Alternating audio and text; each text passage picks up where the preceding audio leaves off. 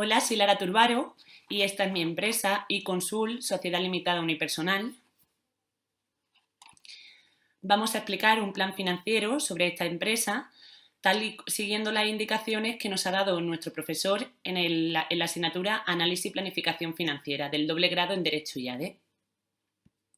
Resumidamente, el objeto social de nuestra empresa, que luego vamos a verlo aplicado a su estructura, es el asesoramiento legal y contable a empresas encargadas de programación e inteligencia computacional. Vamos a encargarnos primero de pymes, porque voy a ser la única socia y única trabajadora al principio y son empresas de las que yo me voy a poder encargar con mayor facilidad.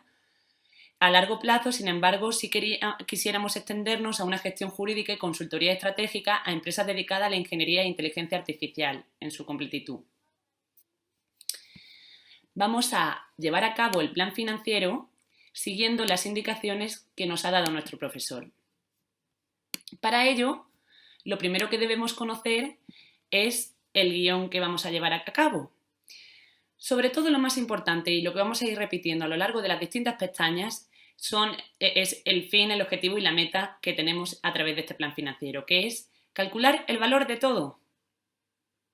¿El valor de qué? El valor de la empresa, el valor del empresario, es decir, lo que va a recibir de retribución cada uno de los socios, la determinación de las ventas a través del cálculo de ventas previstas, ventas requeridas, ventas estimadas. Todo ello lo vamos a ir haciendo a través de una simulación de un plan financiero. Vamos a establecer un balance inicial con una estructura que se adecua a nuestro tipo de empresa, a nuestro objeto social. Vamos a intentar prever los primeros resultados que vamos a obtener, cómo afectarán al siguiente balance y así sucesivamente para determinar más o menos cuál va a ser el funcionamiento de la empresa, si es viable, si podemos llevarla a cabo, si es óptima, etc. Vamos a ir viéndolo a partir de las distintas pestañas. Esta pestaña, que se llama bucle, lo que hace referencia sobre todo a cuál es el foco de este plan financiero. ¿Cuál es el foco del plan financiero? El valor de la empresa. Es en torno a lo que va a girar todo lo que vamos a analizar. ¿Cómo se calcula el valor de la empresa? Es decir, ¿cuál sería el eje para localizar ese foco? Las ventas. Son las ventas. El resultado antes de intereses que lo calculamos a través de las ventas. Las ventas serán el precio por las unidades vendidas. Vemos aquí las unidades vendidas. Y todo ello afectará a cómo está estructurado nuestro balance, su activo fijo circulante, su estructura financiera, es decir, su pasivo, cómo está estructurado su pasivo entre recursos propios, recursos ajenos, qué tasa de endeudamiento hay, o coeficiente de endeudamiento, como lo sabemos llamar, de apalancamiento, etc. Vamos a utilizar como unidades de medida unidades financieras y unidades monetarias. Aquí en este recuadro aparecen algunas de las variables que vamos a utilizar, como la esperanza matemática, la varianza, la desviación típica. Lo vamos a utilizar sobre todo a la hora de estimar ventas, que utilicemos herramientas de estadística. Bueno, antes de adentrarnos en el análisis del plan financiero, tenemos que saber que en el Excel van a aparecer unos determinados colores representando unas determinadas figuras. El azul, en sus tonalidades, siempre va a representar el activo de la empresa dentro del balance. Azul oscuro el activo fijo, azul celeste el activo circulante. Y sin embargo, las tonalidades de rojo a naranja, van a representar los pasivos de la empresa. En tonalidad más oscura, como una especie de burdeos, tenemos los recursos propios, van a ser estos dos. En tonalidad más rojo pasión, vamos a tener el pasivo a largo plazo. Y en naranja, el pasivo a corto. En amarillo, vamos a tener en la cuenta de resultados los gastos. Y en verde, los ingresos, es decir, las ventas previstas. Y en las ventas previstas, las requeridas. Vamos a tener en este verde un poco más amarillo las ventas previstas y las ventas requeridas las vamos a tener en esta tonalidad de verde más oscuro. En marroncito vamos a tener las ventas estimadas. También vamos a ver en color marrón las amortizaciones. Ya ahí lo iremos viendo a través de las distintas pestañas. Bueno, en cuanto a esta pestaña de símbolos, lo que tenemos que conocer es cómo va a ir evolucionando el balance a lo largo de los distintos periodos, de los distintos ejercicios económicos. Vemos aquí representado el balance en azul y en tonalidades de rojo, como hemos visto antes, en azul los activos, la inversión, y en tonalidades de rojo vamos a tener la financiación, la deuda, el pasivo. Vemos que el pasivo lo podemos representar de distintas formas. Tenemos que podemos representarlo con recursos a largo plazo o recursos a corto, es decir, vemos aquí los recursos a largo plazo y las deudas a corto. Podemos representarlo, que es la manera, quizás uniendo las dos, la más común, dividiéndolo en recursos propios y en recursos ajenos, es decir, la deuda, recursos propios, lo que aportan los socios, y recursos ajenos, lo que va a pedir la empresa a otras entidades financieras, sobre todo bancos, para poder llevar a cabo su funcionamiento. Después también otra forma de analizar la financiación es a través de la financiación interna y la financiación externa. Es decir, la financiación externa sería la que se ha aportado, la que han aportado tanto los socios como la que ha prestado una entidad financiera, y la financiación interna sería la que vamos obteniendo de nuestros propios cuentas de resultados, es decir, lo que serían de aportar, si tenemos un resultado positivo, al capital ese resultado positivo.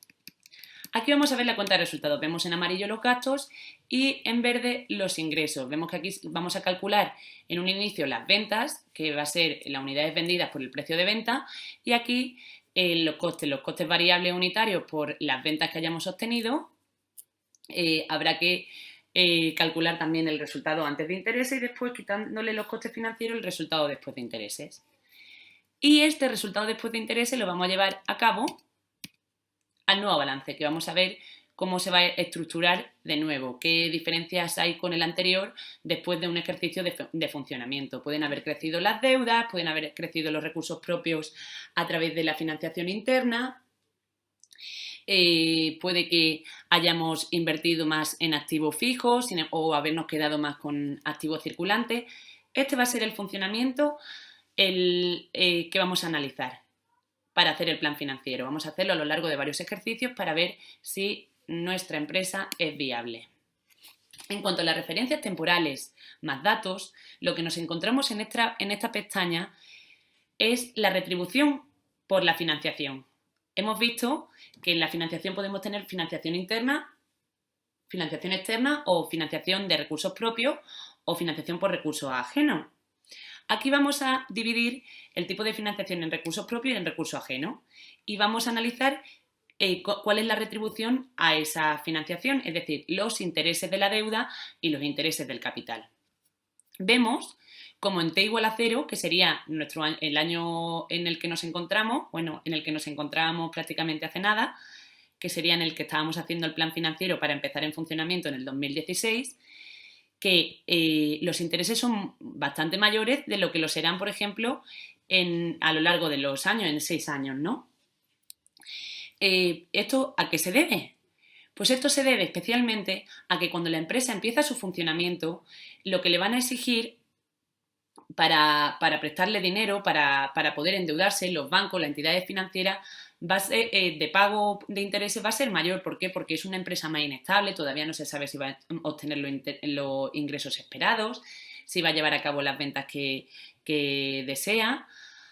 Todavía se desconoce si la empresa va a ser capaz de verdad de llevar a cabo el funcionamiento que esperaba. Por eso, ante tal inestabilidad, los bancos exigen una contraprestación mayor por la prestación del dinero.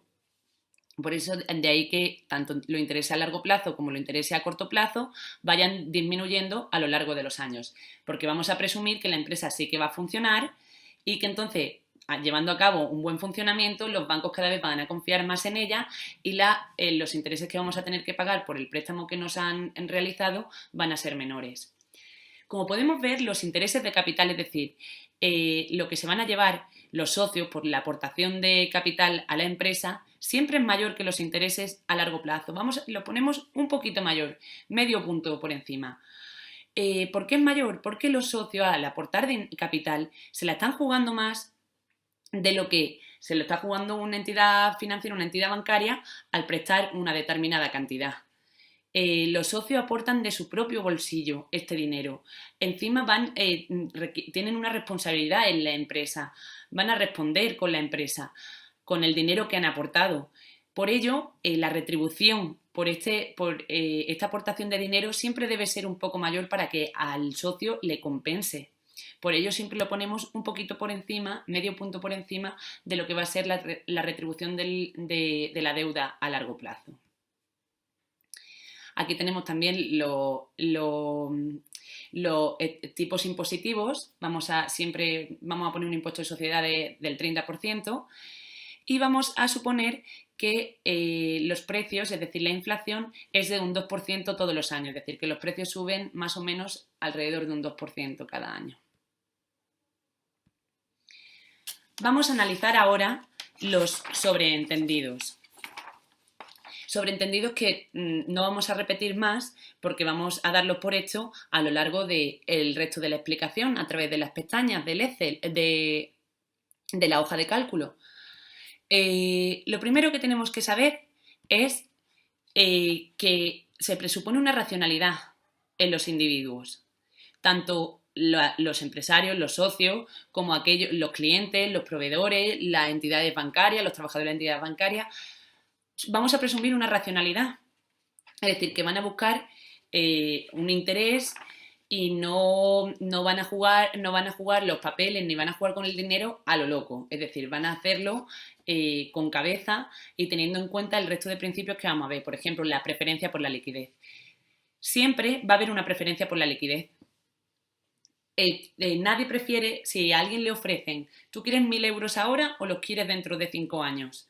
Todo el mundo prefiere los 1.000 euros ahora porque dentro de 5 años no se sabe ni siquiera si vamos a seguir vivos o si vamos a seguir trabajando en la empresa o si a lo mejor no ha tocado la lotería y no nos van a servir tanto. Siempre hay una mayor incertidumbre, a lo mejor ni siquiera nos lo dan. ¿Cómo yo voy a perseguir dentro de 5 años a aquel que me lo ofreció? Siempre hay una preferencia por la liquidez en el momento actual. ¿Esto qué consecuencias va a tener? Por ejemplo, que haya que retribuir los recursos que obtenemos en la empresa para su funcionamiento. ¿Por qué? Porque si un banco nos está ofreciendo una determinada cantidad de dinero, quitándosela a él de su posesión, de su propiedad, para que nosotros podamos funcionar y se la hayamos prometido que se la vamos a devolver dentro de unos años, se presupone que el banco prefiere la liquidez actual, entonces nos va a cobrar un determinado precio. Por eso, la preferencia por la liquidez sobre todo la vemos en los intereses que vamos a pagar. También a los socios. Los socios han aportado un capital en la empresa, un capital del que ya no pueden disponer, que va a estar dentro del funcionamiento de la empresa invertido pues, en activo para que la empresa funcione, con la espera de que el funcionamiento normal de la empresa les vaya dando una determinada retribución, es decir, que puedan recuperar todo el dinero invertido en el futuro. Es lo que se espera. Ahí tiene que haber un intercambio, es decir, se cede en liquidez con tal de obtener unos determinados intereses. Hay un pago por esa liquidez. Lo que tenemos que también tener en cuenta es que la empresa tiene que funcionar con solvencia. No queremos pérdidas porque si no la empresa no sería viable. Es por ello que el precio por las unidades vendidas tiene que ser mayor al coste variable unitario por las unidades vendidas. Esto es, que el precio de venta tiene que ser mayor al coste variable unitario. Si no, terminamos perdiendo dinero en la empresa y esto no nos compensa. Luego, yo creo que cabe señalar que es muy importante las relaciones de orden, que se cumplen siempre. La rentabilidad financiera ha de ser mayor o igual que la rentabilidad económica. Vemos que la rentabilidad financiera la calculamos con el resultado antes de intereses menos intereses, es decir, el resultado después de intereses partido el activo menos las deudas. Y siempre se va a cumplir. Se va a cumplir esto, que la rentabilidad financiera sea mayor que la rentabilidad económica.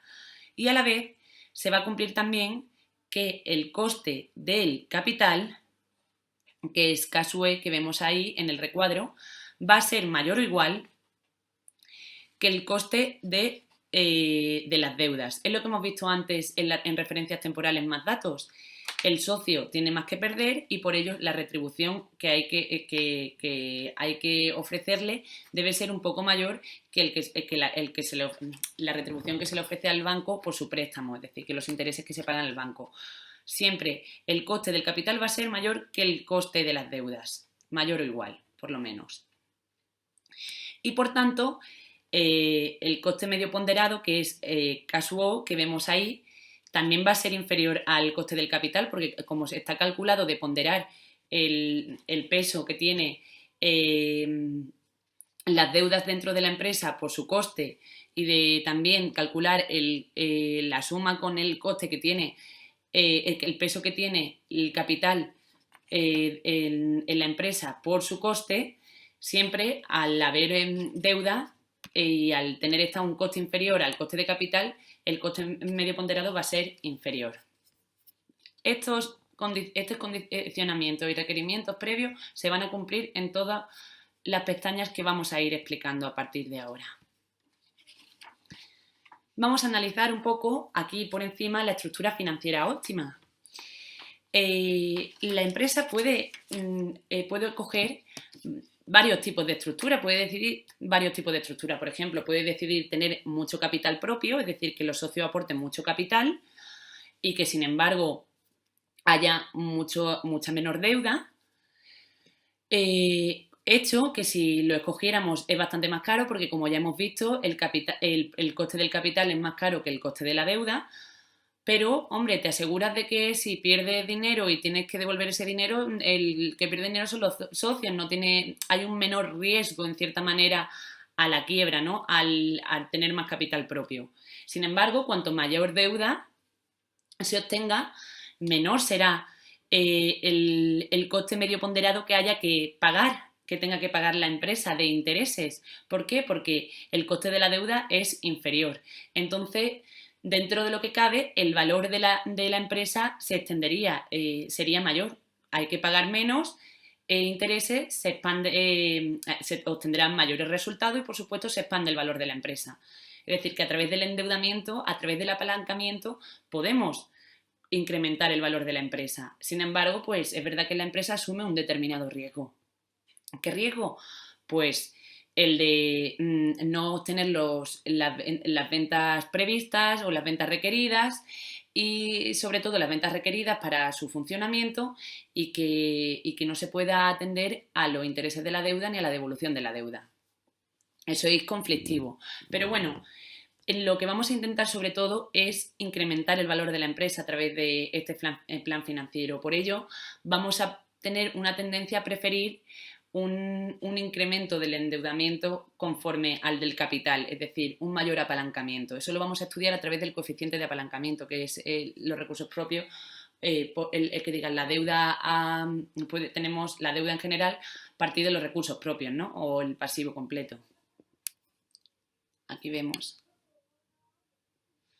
un poco cómo se incrementa, cómo puede variar el pasivo. Aquí vemos los recursos propios y vemos la deuda, ¿no?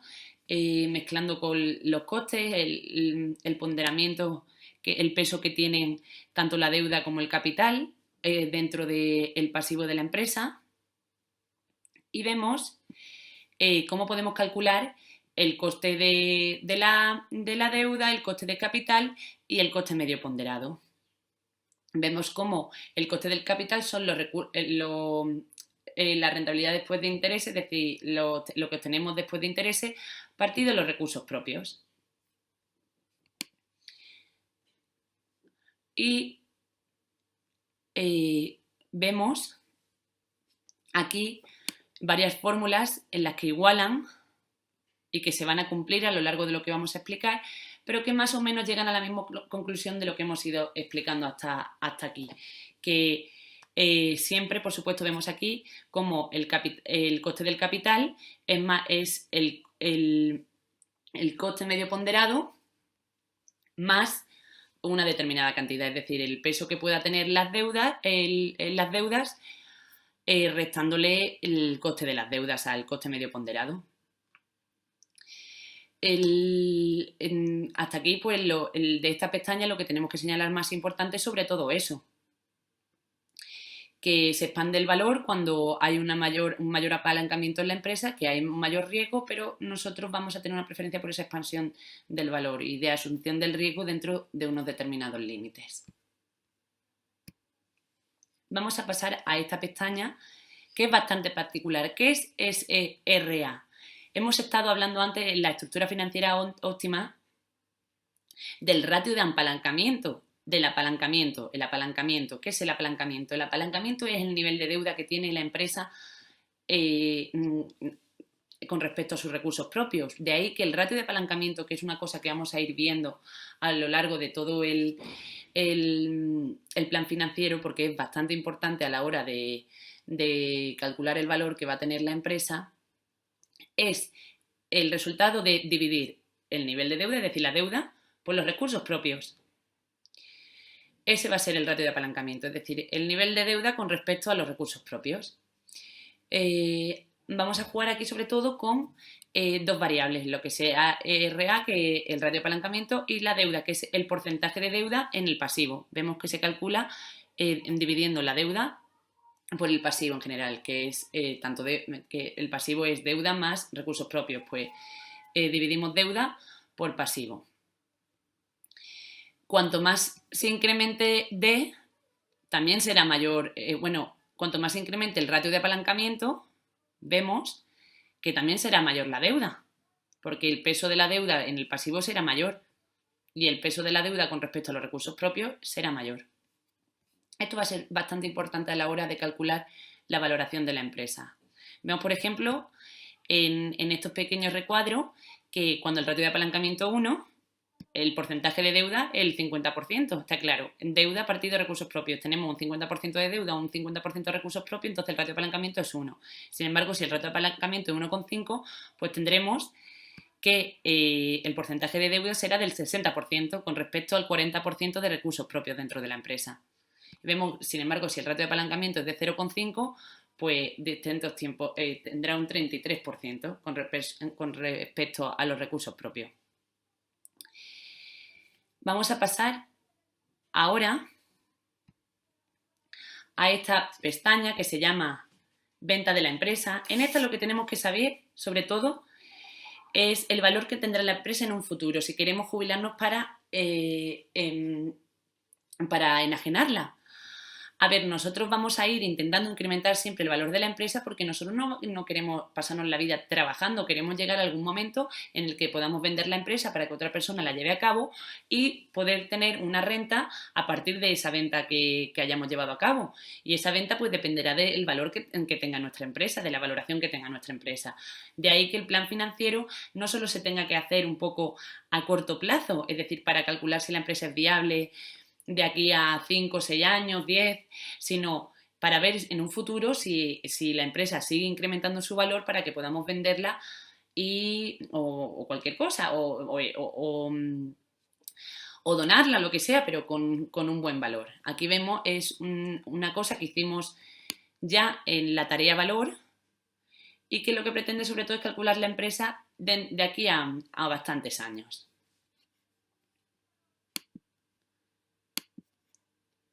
Vamos a ver los clientes y los proveedores de la empresa. Aquí tenemos las pestañas con clientes y proveedores de la empresa.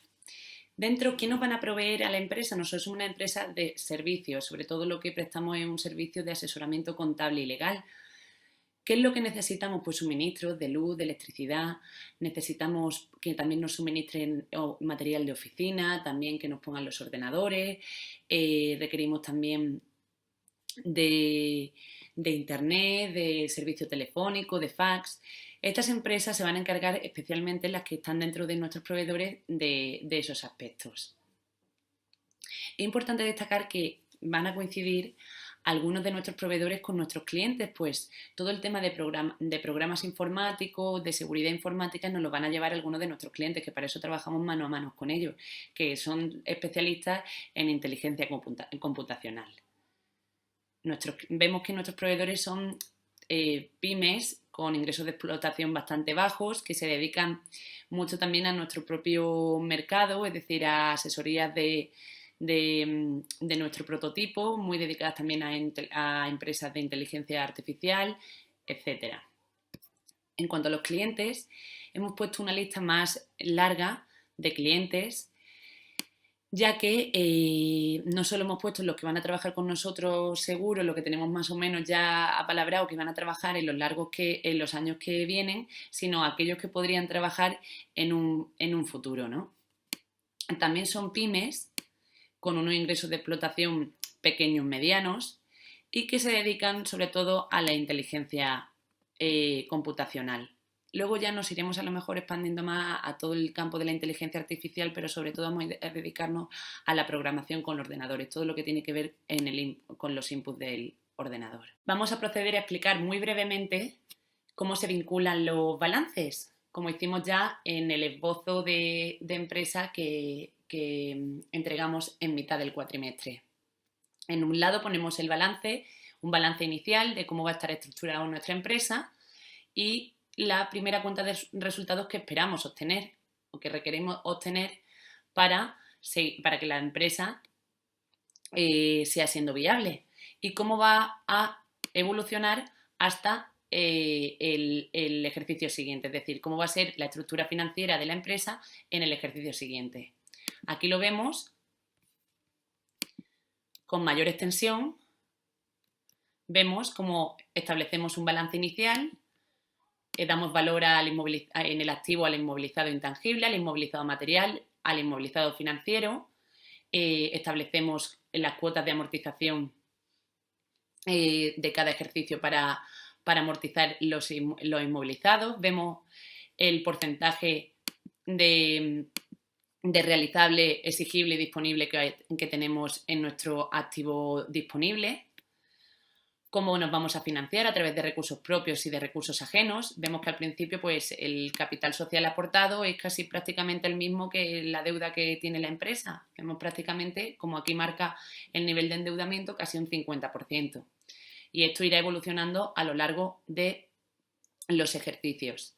Vemos aquí la cuenta de resultados para el año t igual a 0, donde establecemos las ventas, los gastos que vamos a llevar a cabo. Vemos que el resultado después de intereses da justo 0, por lo tanto no vamos a aportarlo como resultado del ejercicio a los recursos propios de la empresa, es decir, como financiación interna de los recursos propios.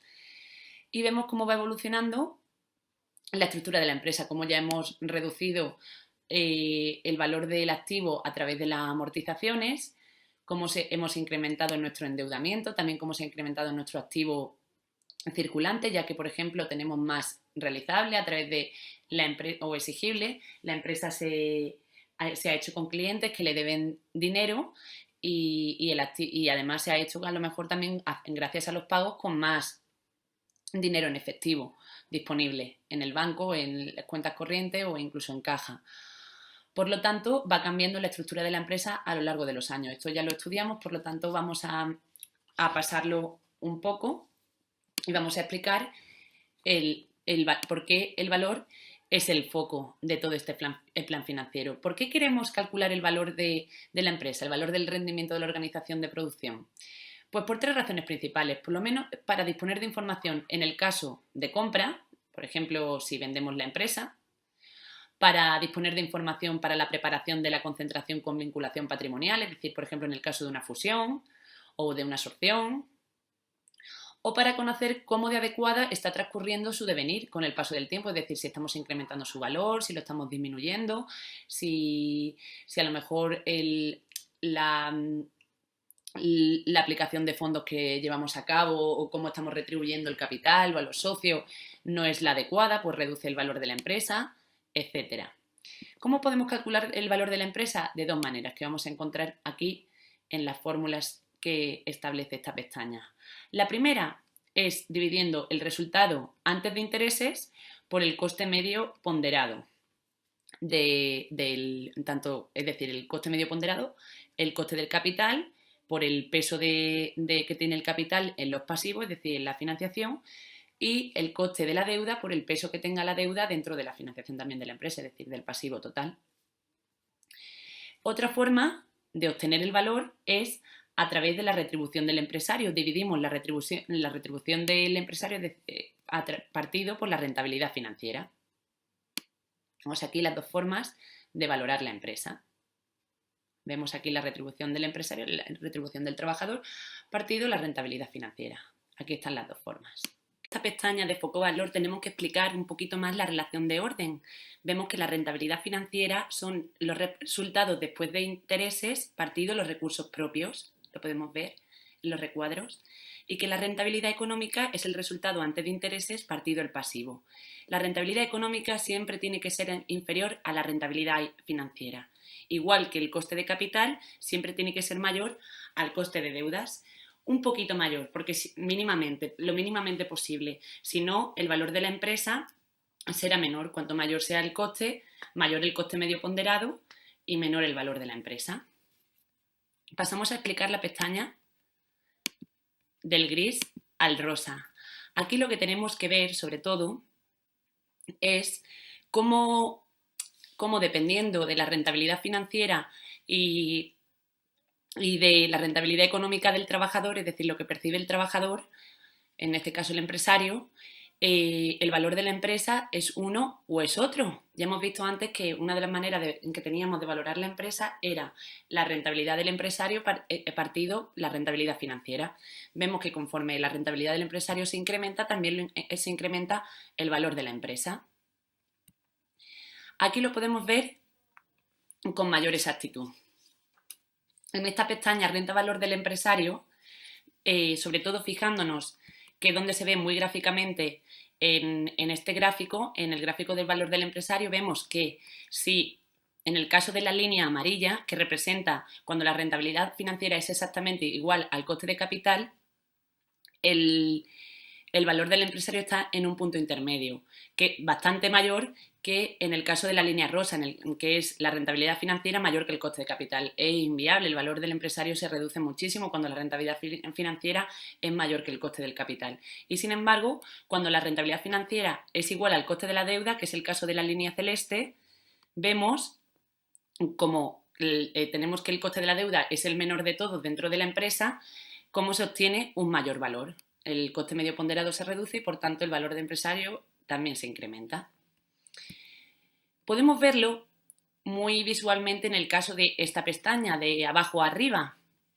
Aquí se diferencia dos tipos de empresa. Una sociedad limitada en la que los dos socios, vamos a poner dos socios, Pepe y Pepa, en la que los dos socios aportan un determinado capital y perciben tanto retribuciones por ser trabajadores como se reparten los beneficios después.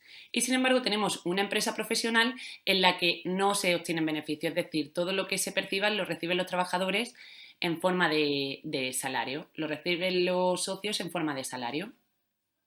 Vemos que la renta total terminaría siendo la misma porque lo que se percibiría como resultado líquido reparto del capital se percibiría en el caso de la empresa profesional como salario o retribución por el trabajo que hacen los socios.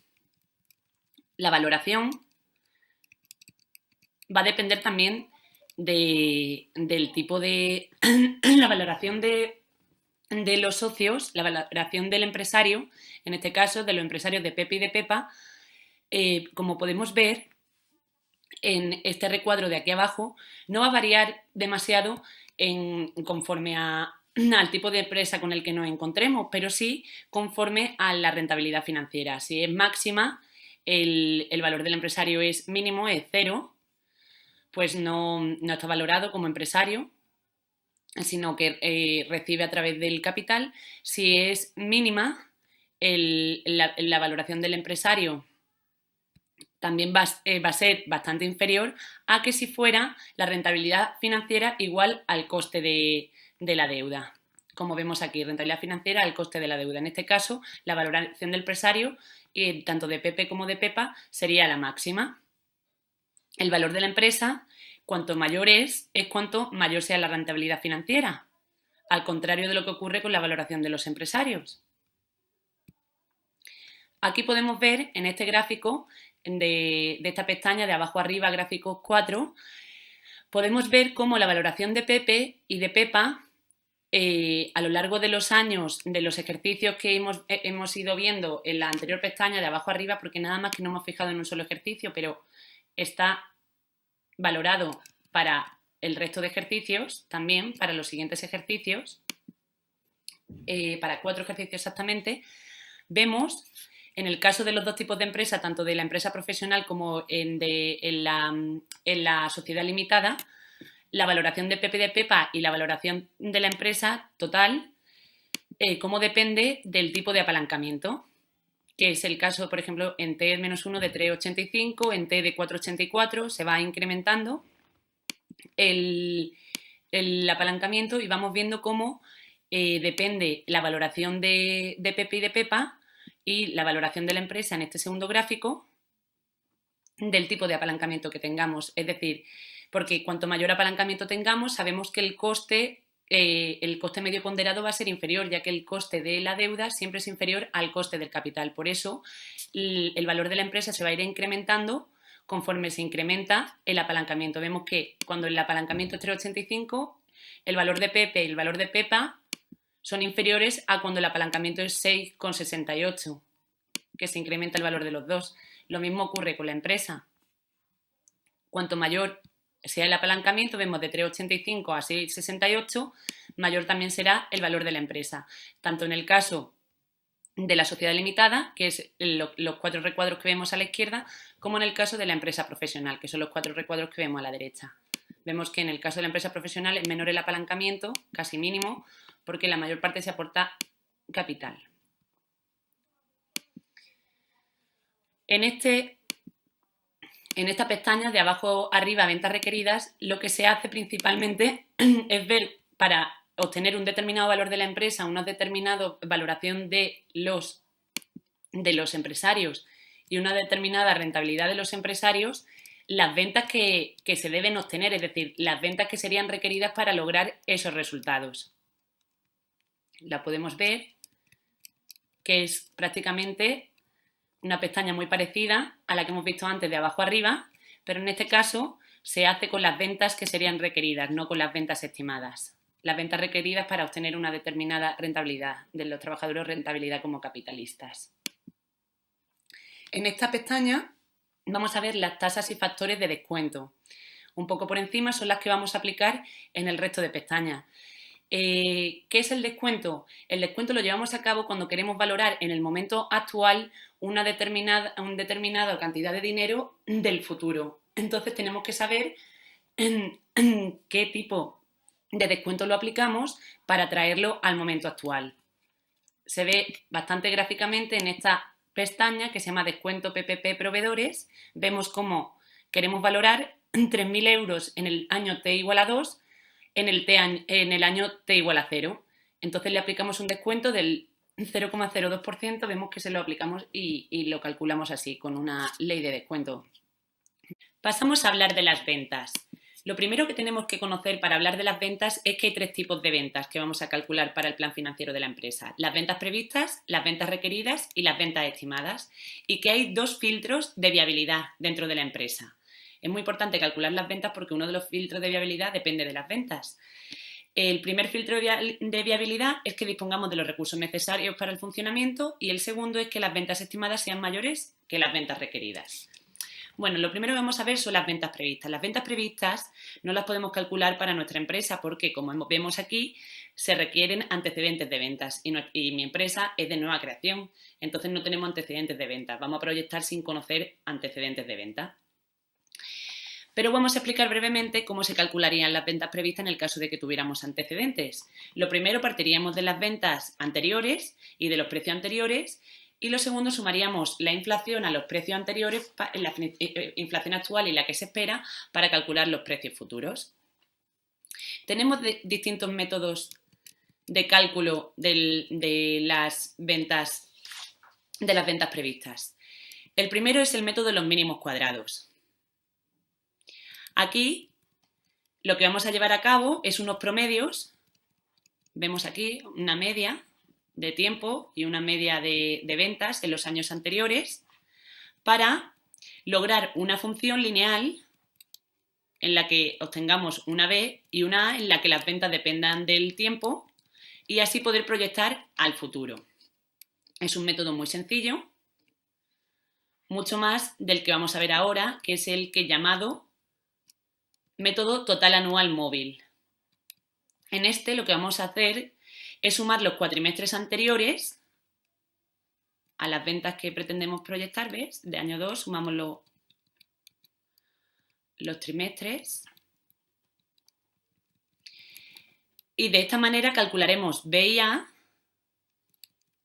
dependiendo de estos trimestres y así obtendremos la función lineal con la que proyectar las ventas futuras. El siguiente método que vamos a ver y último es igual que este, pero en vez de trabajar con la suma de las ventas de los cuatrimestres, lo que trabaja es calculando medias entre los cuatrimestres. Por eso se llama el método de la media móvil. Vamos a pasar a explicar ahora las ventas requeridas. Para calcular las ventas requeridas pasamos por 3 etapas. La primera es establecer una rentabilidad financiera mayor que el coste de la deuda. Vamos a pretender que sea igual a la del coste de capital, así que esté solo un poco por encima del coste de la deuda para así poder seguir maximizando el valor de la empresa. Lo segundo que vamos a hacer es calcular el peso de la retribución del empresario. Y lo tercero, maniobrar en la estructura de los gastos antes de intereses con el fin de hacer máximo el valor del empresario. Así, estableceríamos una renta de trabajo requerida. Y con ella, una renta de trabajo requerida global, y con ella calcularíamos a través de otra función lineal, con base a dicha retribución, las ventas que vamos a requerir para poder pagar esa retribución. Otro planteamiento alternativo es partir de un salario y tener en cuenta la prima de riesgo profesional, calculando así las ventas requeridas a través de otra función lineal. Las ventas estimadas requeridas es un método más burdo. Aproximamos cuáles podrían ser nuestros gastos. Aquí, por ejemplo, vemos de publicidad, de gestoría, de alquiler, de seguros, es decir, en general, todos nuestros gastos. ¿Y cuáles deberían ser las ventas para asumir esos gastos? Calculando las ventas estimadas del año 0, vamos a ver, calcularíamos las ventas estimadas del año 0, que sería aquí 2015, y las de un determinado año N, en el último que queramos proyectar, para que haya viabilidad en la empresa, se presupone viabilidad en la empresa, y a través de la función lineal, con base a la ecuación I igual a A más BX, presumiendo un crecimiento lineal de esa retribución, se determinan las cantidades para los periodos intermedios entre el final y el inicial.